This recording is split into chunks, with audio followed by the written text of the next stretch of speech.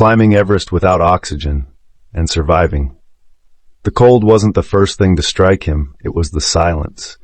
An absolute silence that blanketed everything as Riku opened his eyes to the ashen sky above. No voices, no howling wind like before. Everything blurred as if he were drifting between two worlds. No oxygen, no guide, just him and the mountain. Everest is never gentle to anyone. But at this altitude, 8,848 meters, it suddenly felt still, like a god gazing down upon a small soul, waiting to see whether he was worthy to survive the ritual. The sun was shapeless, just a flare behind the mist. Snow weighed on his shoulders and his arms shriveled from the bone-deep cold.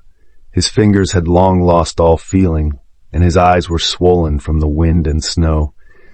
Each breath was a blade cutting into his chest, yet he kept breathing slow, deep, conscious, as if in prayer. He hadn't come to Everest to be a hero. He climbed because of something he had held on to since he was a child, something no one understood, except for those who had lost their fathers to the mountains. People thought mountaineering was about conquering height, but Riku knew the hardest part wasn't the steps. It was keeping faith with everyone. The descent offered no place for arrogance. There was no reward other than survival. But he didn't think of reward. He thought of his father's eyes, the eyes that had last looked at him beneath a snow-streaked twilight, before he left and never returned. From that moment on, Riku had promised himself that one day he would finish the path his father left behind, not through fame, but with unwavering loyalty to what his father died for. When his body was too weak to stand, Riku forced himself to crawl, clinging to each rock edge like frozen steel. His hands numb, legs trembling, yet his will remained fixed on a single image, his mother's smile when his father was still alive.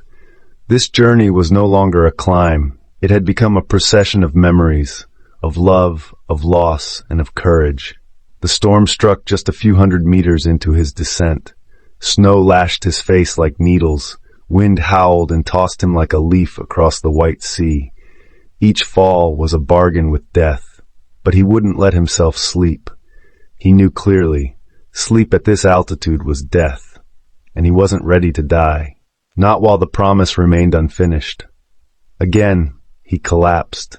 His vision faded, but he still heard the wind, or maybe it was his heart throbbing. Then he saw his father not clearly, but as a shadow standing in the snow, reaching out. Riku didn't know if it was a hallucination or reality. He didn't care. Whether real or not, it was that vision that pulled him onward, crawling inch by inch through the ravine toward Camp 4. When they found him, his body was nearly frozen. Eyes shut, lips purple, but still breathing faint and fragile as a thread in winter.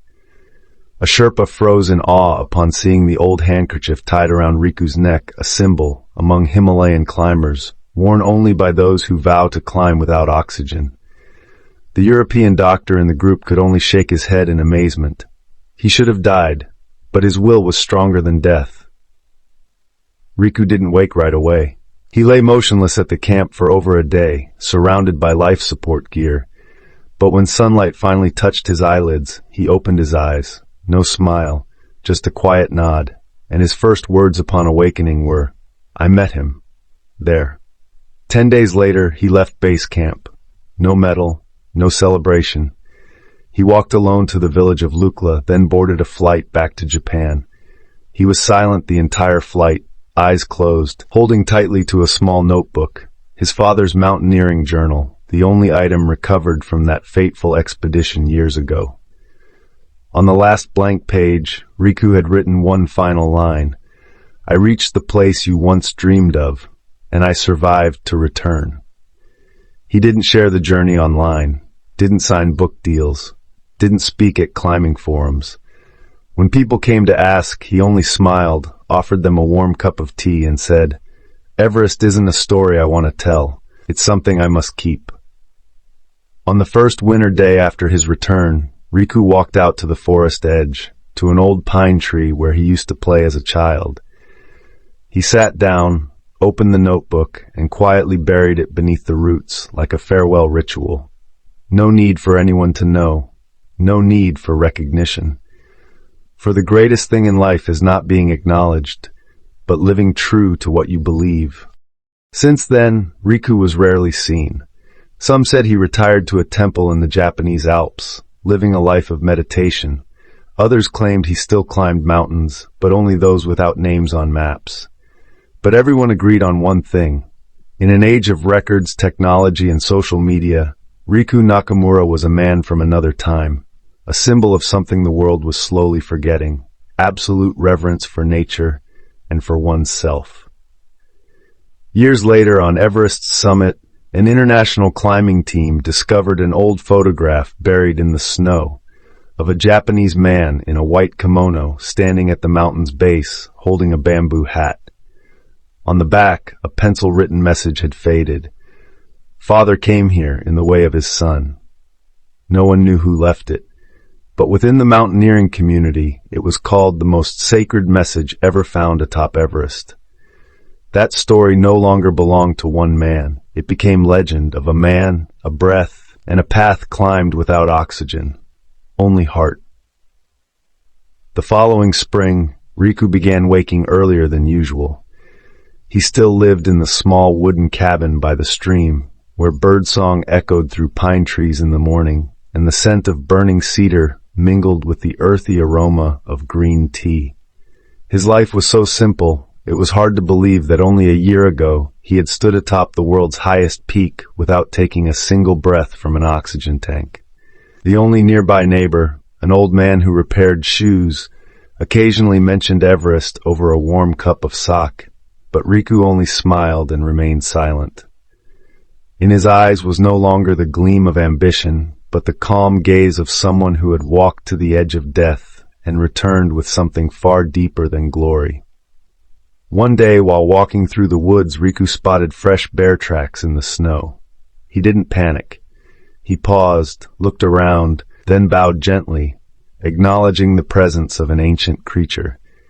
He understood that nature was not something to be measured or named, but something to merge with. Everest had taught him this. When you face something far greater than yourself, all the things you thought mattered, fame, victory, proof, fade like mist. On a cold evening, as the first snows of early winter began to fall like powder, Riku sat by the fireplace and opened the old notebook he had carried on his climb. Each line was a memory, not of fear but of lessons learned. He remembered how it felt to stand on the summit. It wasn't triumph he felt, it was emptiness, a vast, echoing stillness, like calling out someone's name into the wind with no expectation of reply. But that emptiness had created a sacred space, where one did not need to be heroic, only sincere and unafraid to be small. He added a final note to the back page. The summit does not exist above. It exists where you understand yourself best. The higher you go, the smaller you become. Only love remains.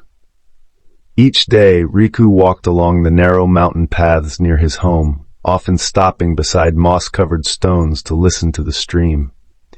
Once, a group of university students found their way to his cabin, bringing cameras and microphones, hoping to film a documentary about the man who climbed Everest without oxygen.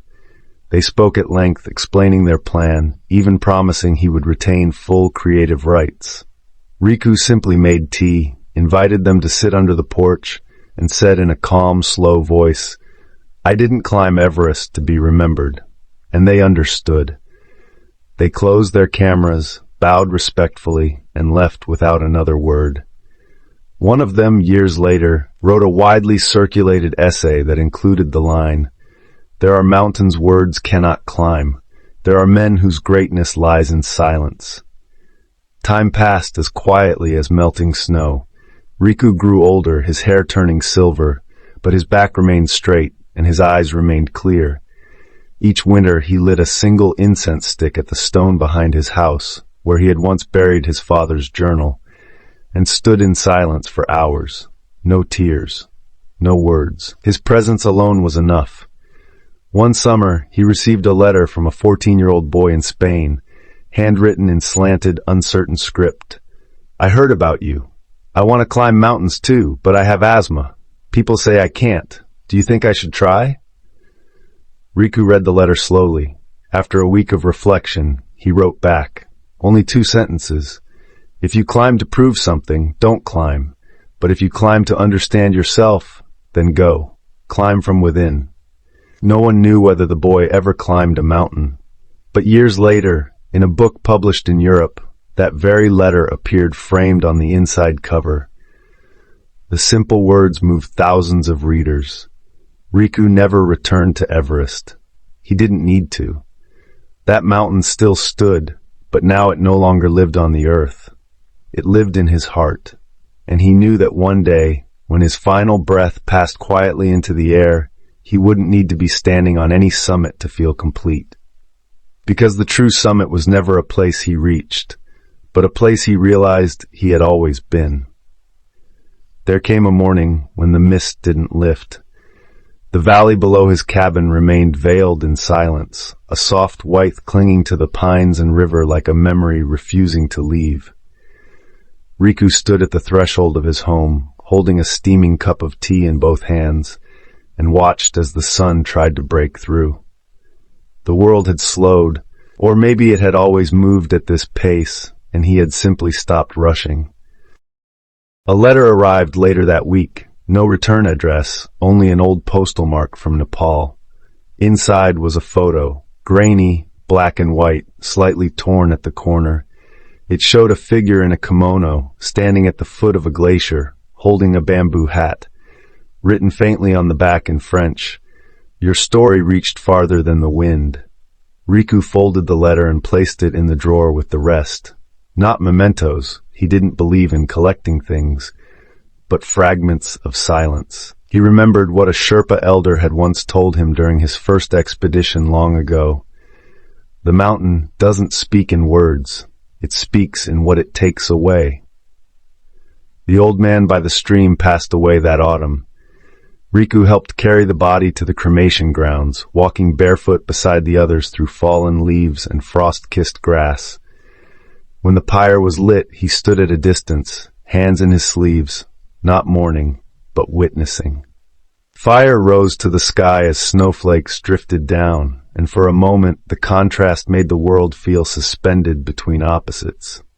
That night he sat alone on his porch, not speaking, not thinking, just being. People came less often now. A journalist from a major magazine once arrived by helicopter, bearing expensive boots and a polished voice, hoping to extract the soul of a legend. Riku listened patiently, served tea, and after an hour said only, "If you're looking for a story, the mountain already told it. I was only the echo." The man left without his interview, but something in his expression softened. Not every silence is a wall. Sometimes it is a door. When the snows returned again, deeper and longer than before, Riku began writing, not a book, not a memoir, but short thoughts on rice paper. Sometimes only a sentence, "Wind knows no borders," sometimes just a haiku. He pinned them to the walls of the cabin, then let them fade in the sun. He believed nothing written should try to live forever. Words, like breath, were meant to be exhaled. On his 62nd birthday, Riku walked higher than usual, not to summit anything, just to greet the clouds. The trail was quiet, birds absent, trees skeletal in winter's grip. He found a flat stone and sat for hours, watching mist gather and pass like forgotten dreams. A fox came and went. Wind wrapped around his shoulders like a memory of his father's coat. He whispered then, perhaps to the wind, perhaps to something else. Not every climb ends with a view. Some end with understanding. And that, he knew, was enough. Years passed. Riku grew thinner, quieter. People sometimes spotted him walking with a staff through the ridges, dressed in simple white, a wide-brimmed straw hat shading his face. Children would greet him. He always bowed gently. He became part of the landscape, not as an intruder, not as a legend, but as one of its quiet listeners. When he died, it was in his sleep, beside a pot of cooled tea and an open window. The last snowfall of the year was just beginning, dusting the earth in a hush. In his hand was a single line written on thin paper: "Breath returns to sky." They buried him not in a cemetery, but beneath the tree where he once buried his father's journal. No gravestone, no plaque, only a circle of stones, and nearby the faint rustle of pine needles whispering to the wind. Decades later, trekkers still passed that spot, unaware. Sometimes they'd pause, inexplicably moved, as if the air held something sacred. Some claimed they felt watched, or that the wind changed direction for a moment. None could explain it. But a few, those who had climbed and failed, or climbed and lost something they couldn't name, would sit quietly there and simply listen. And in the stillness they'd feel it, the presence of a man who once climbed to the edge of the world without oxygen and came back with the quiet wisdom of the sky. A man who had breathed not just air, but meaning. A man who never told his story because he had become it. Years passed like wind slipping through the pines, quiet, persistent, unrecorded. Long after Riku's body returned to the earth, his presence remained, not in stories or headlines, but in the stillness of the mountain trails, in the silence between falling snowflakes, in the hearts of those who had once crossed his path. There was no shrine, yet some hikers left offerings: a smooth stone, a folded note, a strip of cloth tied to a branch. A few of them didn't even know why. They just felt compelled, as if some unseen spirit had gently touched their shoulder and whispered, "Pause here." One winter, a small child wandering ahead of her parents knelt by the circle of stones near the old tree. When her mother caught up and asked what she was doing, she replied, "He told me to be still. He said the mountain is listening." But there was no one else around. The story of the man who climbed without oxygen became legend, then faded into something softer, folklore.